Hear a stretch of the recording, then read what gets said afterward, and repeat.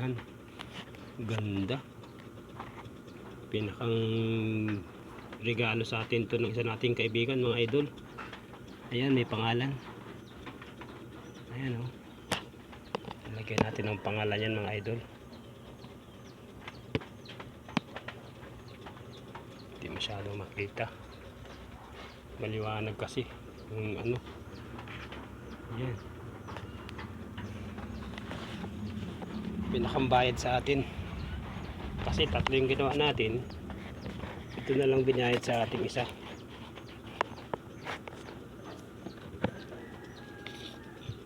Pang-ukit natin. Ganda to. Minarnisa natin kanina. Ayan, ang talim.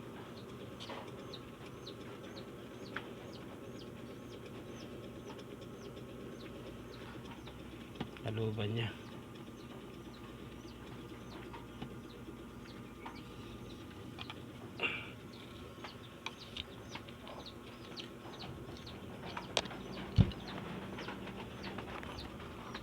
Gagawin nating ano, pang-ukit.